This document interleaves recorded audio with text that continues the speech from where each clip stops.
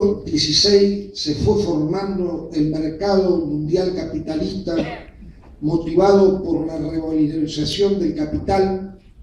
y desde que éste se ha ido sin cesar constituyendo en una relación social tendencialmente creciente y dominante a escala planetaria, existe un sólido fundamento, ahora sí enteramente material,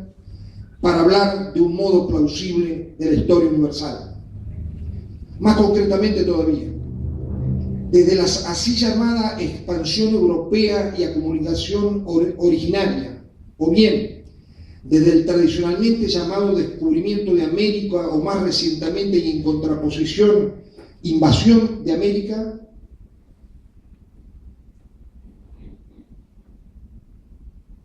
existe un mercado mundial centrado en el océano Atlántico, es decir, existen relaciones mercantiles entre los pueblos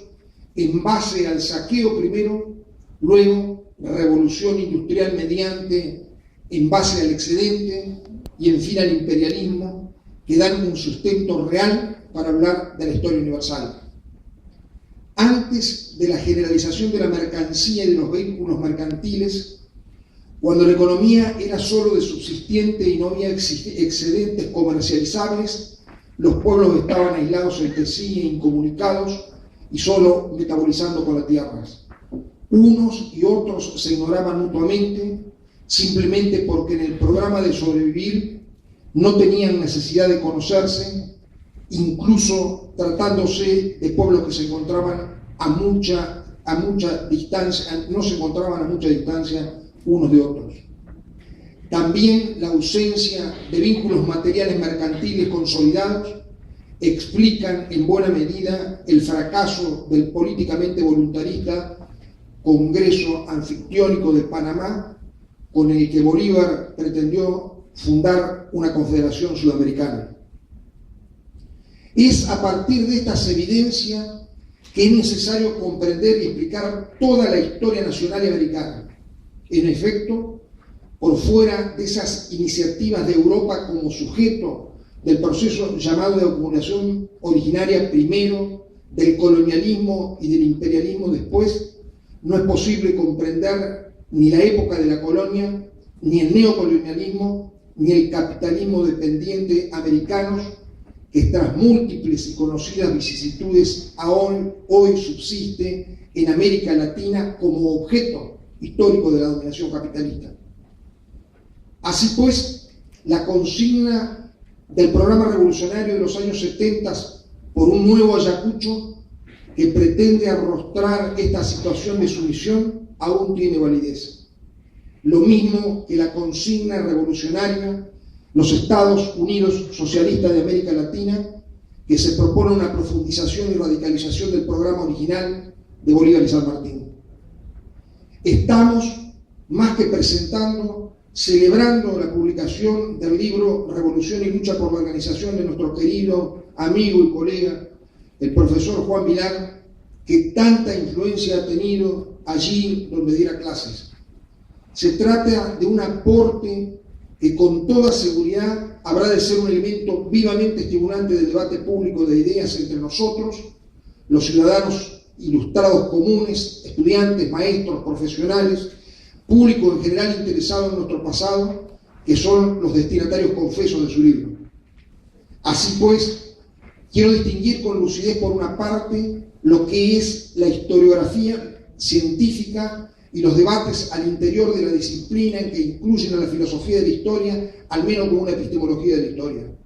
Y por otra, el uso público de la historiografía como uno de los elementos absolutamente insustituibles de la conciencia y de la autoconciencia históricas, dado que estos son el carácter distintivo de la conciencia occidental moderna,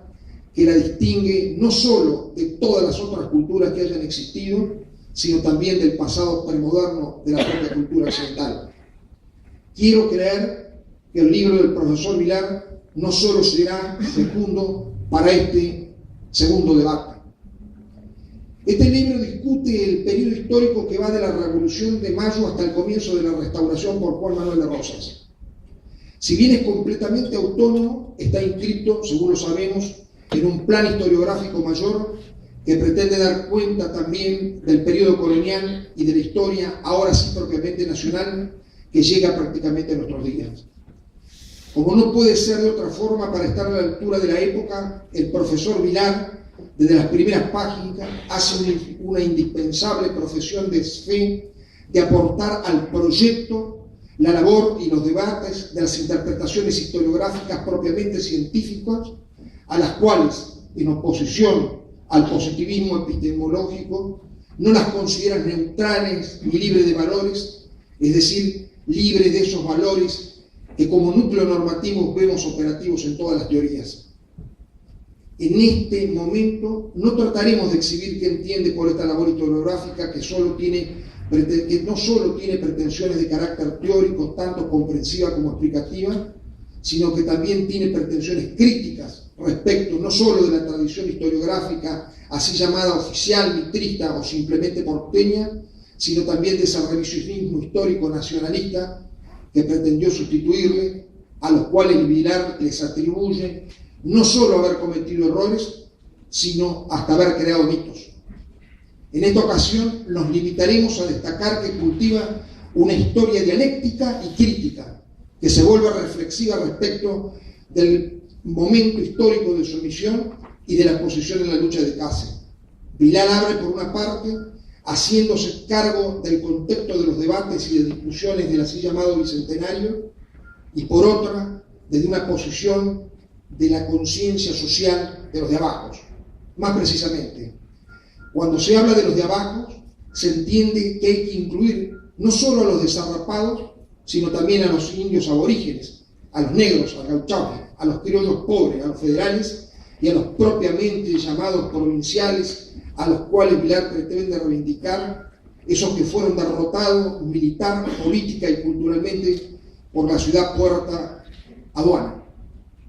Uno de los grandes méritos del libro del profesor Vilar es que registra con lucidez el inicio de ese subimperialismo, un imperialismo ad intra, el hecho de que Buenos Aires expolie a las provincias del interior y ese subcapitalismo dependiente de las provincias respecto del puerto, que más tarde habría de ser la entrada y salidas únicas del consolidado mercado mundial capitalista y que instaura aún el vigente colonialismo porteño que también hoy necesita ser superado. Como es de público conocimiento, los voceros oficiales del kirchnerato han evitado decir que la efeméride del bicentenario que debiéramos festejar es la efeméride de la revolución. Obstinadamente se rehúye la expresión bicentenario de la revolución. El libro de Vilar resulta una dura réplica a estos ideologemas, pues su lectura nos convence de que también la revolución está pendiente. En efecto, más allá de todas las falsas conciencias que es posible detectar en la comprensión del periodo de la primera década del siglo XIX, hay que tomar bien en serio a la revolución, registrando por un lado la voluntad revolucionaria y por otro el hecho de que quizá la revolución y organización nacional hayan sido en buena medida una revolución simbólica, semiótica y lingüística, lo cual no debe ser para nada despreciado. Concretamente, la revolución, la independencia y la organización nacional de los patriotas son la exhibición de la voluntad política modernizadora en contra de la monarquía despótica oriental o patrimonialista de la atrasada España. Los revolucionarios, los patriotas, los héroes de la independencia y de la organización nacional buscan superar revolucionariamente el patrimonialismo y el orientalismo español, tal como lo llamara Marx. Contra estos, Carlos III primero, Pepe Botella después y las Cortes de Cádiz con la Pepa habían luchado perdidosamente. La monarquía constitucional del tipo inglés, la república federal de tipo norteamericano o unitaria jacobina fueron proyectos de organización que fracasaron en la lucha contra el patrimonialismo. Podríamos observar que también desde entonces y hasta la fecha, hasta ahora mismo, se ha luchado perdidosamente contra el subpatrimonialismo. Así pues, esta lucha por la constitución de una república federal y social, digamos, el proyecto de Artigas, debidamente actualizado, se encuentra tan pendiente como la revolución antiimperialista y anticolonialista contra el capitalismo dependiente. Decíamos que el libro del profesor Vilar va desde la revolución a la restauración. ¿Qué se nos dirá en el futuro próximo acerca de la restauración o del bonapartismo restaurador de Rosas? No lo sabemos más que por los prejuicios, de modo que habrá que esperar.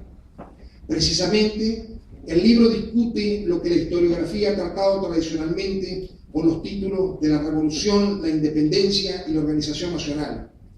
Digamos que estos no son fenómenos locales pertenecientes a una inconmensurable singularidad argentina, sino que pertenecen a la moderna historia universal de la que hablábamos arriba y que más cercanamente en los tiempos la podemos percibir en la Revolución y la Independencia norteamericana y más remotamente la vemos iniciarse en el ciclo de las revoluciones burguesas, en la Revolución holandesa y la independencia de las Provincias Unidas de los Países Bajos, es decir, la Guerra de los 80 años. ¿Qué fue en este contexto lo que en verdad inicia y qué tan revolucionaria fue la Revolución de Mayo? El profesor Vilar lo determina insertándola comparativamente con otras revoluciones americanas y con la francesa y sobre todo con el proyecto, este sí auténticamente revolucionario de Artigas. Y lo determina también de acuerdo a los niveles que tenía la lucha de clase entendida en sentido amplio como los conflictos internacionales del momento. Vilar observa correctamente que las insurrecciones americanas de 1810 pueden ser vistas como guerras civiles entre absolutistas, realistas partidarios del régimen arbitrario del antiguo régimen, y burgueses liberales, patriotas partidarios de una constitución ya monárquica, ya republicana, pero constitución al fin. De todas maneras, me parece digno de llamar la atención sobre la cita que hace el profesor Vilar del libro de defunciones del cura párroco de la banda oriental Tomás Javier Gomenzoro, en el que escribe entre los difuntos: el día 25 del mes de mayo expiró en esta provincia del Río de la Plata la tiránica jurisdicción de los virreyes, la dominación déspota de la península española y el escandaloso influjo de los españoles. Otro tanto podríamos decir de la guerra y la lucha por la independencia, que al igual que la revolución se encuentran pendientes. En efecto, el libro de Vilar no solo hace una pormenorizada exposición de lo que fue la independencia América de España, sino también la política británica en el Río de la Plata, para decirlo clásicamente, y de la íntima conexión entre ambas. La independencia de la traslado por el patrimonialismo español, especialmente del monopolio comercial, da lugar a la moderna dependencia del imperialismo británico por vía de la exigencia del libre comercio y sobre todo por la vida financiera de la adquisición desde entonces, no sé, del préstamo. La agraviante relación de virreyes, cortesanos, obispos, frailes, realistas, fue sustituida por la dominación de la burguesía comercial y de los hacendados, vinculados a España la una y vinculados a Gran Bretaña la otra. De las minas del Potosí, la encomienda, la mita, el yagartonazgo y el servicio personal, sumada a la Inquisición y el Tribunal del Santo Oficio y los títulos de nobleza, al saladero de los asentados transformados en la ilusoria promesa de una burguesía industrial. La independencia de los antiguos virreinatos y capitanía fue transformado por la política británica en la balcanización de la América Latina, para decirlo también clásicamente. Sin embargo, el fracaso político de la auténtica independencia, este es, del Congreso Anfictiónico de Panamá, nos cifre la destrucción de un ideal político que aún se halla pendiente hasta ahora. En fin, otro tanto podríamos decir del constitucionalismo y de la Constitución. Desde la Revolución Norteamericana y, si se quiere, desde la Segunda Revolución Inglesa, la palabra Constitución es una consigna revolucionaria odiada por reyes, monarcas, déspotas, caudillos, no menos que por papas, obispos, frailes, los grandes del antiguo régimen. La revolución de la burguesía exige una constitución, ya sea para instituir una monarquía constitucional o simple y llanamente una república burguesa. El profesor Vilar, con toda razón, le presta particular atención a la discusión de la Constitución, es decir, a la Constitución de la libertad y de la autonomía, que, como es de público conocimiento, es una discusión que se halla todavía pendiente entre nosotros, que soportamos la vergonzosa Constitución del Pacto de Olivos de 1994. Tenemos pendiente aún una Constitución que declare a la insurrección como el más sagrado de los derechos y al tiranicidio como un deber moral de los hombres libres, como dice la Constitución del año 1 de la Revolución Francesa. Me ha resultado curioso que el profesor Vilar termine su libro con la restauración y no con el Tratado del Pilar o con la derrota militar de Artigas, pues todo su libro puede ser leído entero como una reivindicación del artiguismo, sino directamente como su práctico. Aproximadamente un tercio del libro le está dedicado. Si la voz caudillo, como categoría sistemática de la historiografía, se predica, por así decirlo, de Ramírez o de Rosas, entonces, si no queremos caer en la equivocidad, no debemos predicar la de Artigas, pues lo volvería un espécimen más de ese patrimonio que buscó superar en términos igualitarios liberales y republicanos federales. La república primero y la federación después, plasmada jurídicamente en una constitución y basada materialmente en una reforma agraria de corte jacobino y en la generalización también jacobina de la instrucción pública, es el proyecto político más serio contra el patrimonialismo y contra la mentalidad que acepta la monarquía despótica de un príncipe o de una princesa. Este ideario y la experiencia política de la Liga de los Pueblos Libres ameritan que desde la idea mentalidad caudillesca y devota de los liderazgos carismáticos, Artigas, con su bandera tricolor, sea llamado un anarquista. El proyecto político y constitucional de Artigas es en posible continuidad de los así llamados jacobinos de Mayo, resulta sorprendentemente revolucionario en comparación por lo que en general se hacía y se decía en el mundo, al punto tal que todavía hoy, tras las revoluciones del proletariado, abortadas unas y perdidosas otras, nos sigue resultando política y doctrinariamente subjetivo. ¿Qué grado de conocimiento tenía Artigas del período jacobino de la Revolución Francesa, de la Constitución del año 1, es decir, de Rousseau, y de la Revolución en Haití? Conocía a Thomas Paine, pero ¿hasta qué punto todo esto no fue producto de su propio genio? Lo cierto es que el Artigas, tanto de las instrucciones a los diputados de la Constituyente del 13 como el de la Liga de los Pueblos Libres, representa un proyecto y un programa que se podría resumir sinópticamente en el nadie es más que nadie, y que todavía hoy es una dura réplica de nuestra experiencia histórica provincial, nacional y mundial. Me atrevo a caracterizar su republicanismo federal con un lenguaje que recién debuta más adelante, en 1848, durante la primavera de los pueblos, más concretamente durante la Revolución de Febrero, en la primera versión de la Revolución del Proletariado, a saber, la República Social, que, como es obvio, también es una tarea política que se encuentra pendiente. Reiterémoslo, la lucha semiótica por el sentido y el significado del pasado es parte de la lucha histórica por el presente y por el futuro. Decíamos hace un momento que este libro que estamos celebrando,